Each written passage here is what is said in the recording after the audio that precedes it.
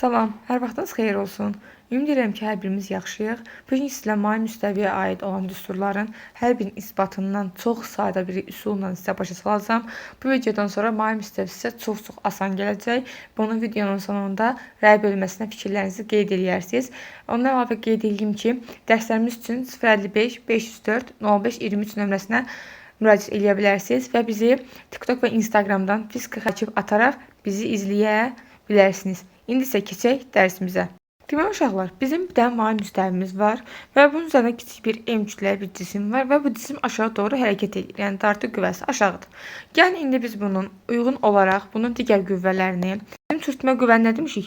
Hər zaman hara yönəlir? Hərəkətin əksinə doğru yönəlir. Elədir? Baxın, mənim olacaq F sürtünməm bu istiqamətdir. Razısınız?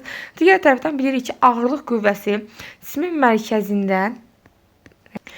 mərkəzindən perpendikulyar aşağı yönəlir. Bura MCM olacaq və cismin çəkisi isə bilirik ki, dayaqdan perpendikulyar aşağı yönəlir. Elədir? İndi biz buradan nə edirik dostlar? Biz burada tapmaq üçün burada mənə müəyyən deyirik ki, bir alfa bucağı verilibdir. Bu alfa bucağında biz bilirik ki, bura alfadsa mən indi ispat eləyəm deyə bunu buradan birləşdirirəm və bura əgər alfadsa, bu hissəm alfadsa. Demək, baxın, mən buram da alfadır, çünki qarşılıqlı çarpaz gedirlər. O zaman mənim də bura alfadır. Yeyəcəm. Bura F dartı olan hissə var. Mən bunu paralel olaraq bura köçürdürəm. Ümid edirəm ki, hər birimiz gördük. Bu hissəni bu hissəyə köçürdürəm. Yəni, mən F dartını yazacağım oradan. Yəni, uşaqlar, mən daha yaxşı görək deyə, baxın, mən bu hissəni, sadəcə kənarda çəkəcəm. Gəlin, bir dənə onu kənarda çəkək. Daha yaxşı olsun. Bu bizim çəkimizdir. Bu bizim MJ-dir. Elədir. Bir də mən bura kopyalayıb yapışdırdığım hansı oldu? F dartı. F dart da baxın bu hissəsidir. Elədir? F dartı. İndi uşaqlar, burada alfa bucağıdır. Birinci sizin qaydada tapacağınız nədir? Birinci bunun sinusudur. Gəlin, birinci sinus alfanı tapaq. Sinus alfa nədir? Qarşı katetin, buradan qeyd edək. Qarşı katetin hipotenuza olan nisbətidir. Elədir? Hipotenuzda olan nisbətidir. Qarşı katet deyiləndə bizim alfanın qarşısındakı hansı katet durur? F dartı. Baxın, bu hissə P'dir. Burada bizim F dartımız, tamam mı? Alfanın qarşısından duran nədir? F'dir. Onu da mənim qarşı katetin yerinə yazacağım. F'dir. Yəni F dartı. Hipotenuz olan hissəm isə, hipotenuzda bilirik ki, bu hissədir. Hipotenuz isə nədir? MC'dir. Deməli, mən hipotenuzun yerinə sadəcə MC yazmağım kifayət eləyər. Aha, o zaman düsturumuzu nə aldıq? Buradan sərəqələ qeyd eləyək. Sinus alfa bərabərdir. FD bölünsün, yəni dartı qüvvəsi bölünsün MC. Elədir? Ümid edirəm ki, bura qədər hər şey aydındır. Sonra şöyle, bir dəfə də mən bunun kosinusunu tapıram. Gəlin bir dəfə də bunun kosinusunu tapaq. Kosinusunu tapandı isə, kosinus alfa bərabərdir. Bu dəfə bitişik katetin. Deməli, bitişik katetin bölünsün hipotenuz olur. Deməli, bizə sinus deyiləndə qarşı katet hipotenuza bölürük. Kosinus deyiləndə bitişik katet hipotenuza bölürük. İndi uşaqlar, alfa buradadır. Alfanın qarşısındakı F dartı elədir. Bəs buna bitişik nə deməkdir? Bunun yanında olan, yəni buna bitişik katet olan nədir? P'dir. O zaman mən burada bitişik katet, yəni sürətə nə qoyacağım? P. Hipotenuzumuz nə idi? Hipotenuzumuzda gördüyünüz kimi buradan nədir? MJ. Onda mən hipotenuzun yerinə qoyuram MJ. Buradan da bunu qeyd edək. Deməli, kosinus alfa bərabərdir bu ifadəyə. İndi bizə buradan nə lazımdır? Mən buradan F dartını tapsam, həmin o düsturdan olacaq nə? MJ sinus alfa.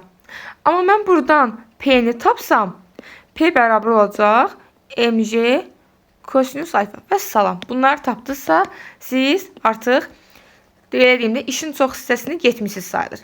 İndi burada məsələ nədir? Biz bilirik ki, uşaqlar, reaksiya qüvvəsi, yəni dərsi öyrənən zaman öyrənmişik ki, reaksiya qüvvəsi çəkiyə, F təzyiq qüvvəsinə hər biri bir-birinə bərabərdir. Elədir? Əgər mənim çəkimin düsturu MC kosinus alfatsa, deməli reaksiya qüvvəsinin də təzyiq qüvvəsində düsturu nə olacaq? MC kosinus alfa. Və salam. Gördünüz, bir çəkini bilməklə 3 kəmiyyətin düsturunu bilmiş oldunuz. Olacaq MC kosinus alfa. Və salam. Bu qədər sadə. Digər tərəfdən uşaqlar, bizim var bir də sükunət sürtünmə, bir də var sürüşmə sürtünmə. Sükunət sürtünmə yazım. Deməli, bu sükunət sürtünmə. Biz demişdik ki, yanınıza gəlirsə, sükunət sürtünmədə dartı qüvvəsi sürtünmə qüvvəsinə nədir? Bərabər olur da, elə deyil. Elə buradan dartı yazım. Dartı qüvvəsi sürtünmə qüvvəsinə bərabər olur. Elədir. Və biz burada dartı qüvvəsinin qiymətini almışıq. Daha doğrusu ifadəsini almışıq. Almışıq ki, nədir? mc sinus alfadır. Və salam. mc sinus alfa. Gördünüz?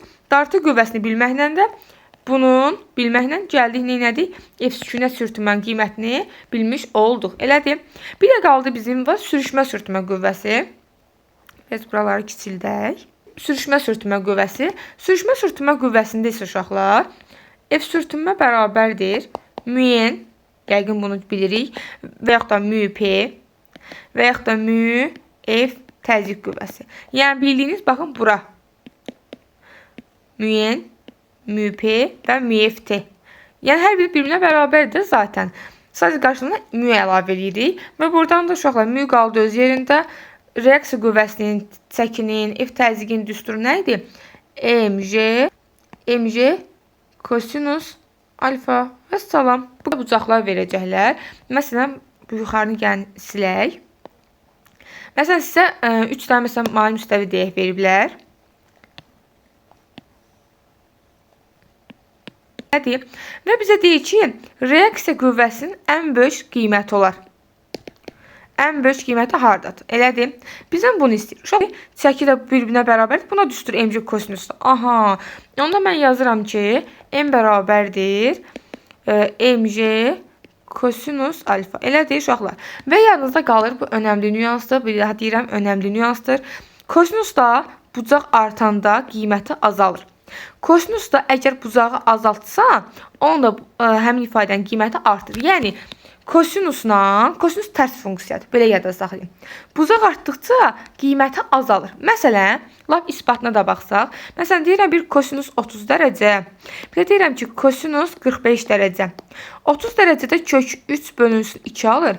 45 dərəcə isə kök 2 bölünsün 2 alır. Hansıdır daha böyükdür? Təbii ki, kök 3 bölünsün 2 də daha böyükdür.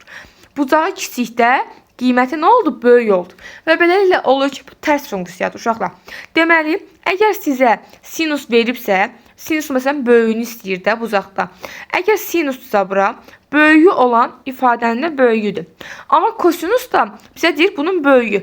Bunun böyük olması üçün bucağın nə olması lazımdır? Ən kiçik olması lazımdır. Bucaq da harada ən kiçikdir? Baxıram, ən kiçik ancaq birincidir. Aydındır? Və cavabınız ancaq olacaq birinci. Bu qədər.